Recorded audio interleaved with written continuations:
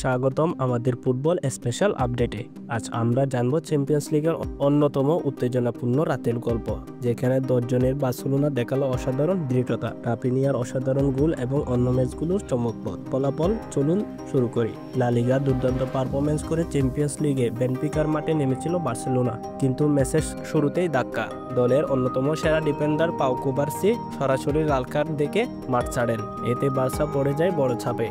মাত্র 22 মিনিটে হয়ে যায় 10 জনের দল। এরপর 11 বনাম 10 এর লড়াইয়ে ম্যাচ জমে ওঠে। প্রথমার্ধে গোলের জন্য লড়াই করেও ব্যর্থ হন দুই দল, কিন্তু দ্বিতীয়ার্ধে 61 মিনিটে ব্রাজিলিয়ান তারকা রাফিনিয়া দেখালেন তার ম্যাজিক। মাঠে কামড়ে এক শটে বল জালে জড়িয়ে 10 জনের বার্সাকে জিতিয়ে নিলেন রাফিনিয়া। এই একমাত্র গোলে ম্যাচের ভাগ্য নির্ধারণ করে। শেষ পর্যন্ত 1-0 গোলে জয় নিয়ে মাঠ ছাড়েন বার্সেলোনা।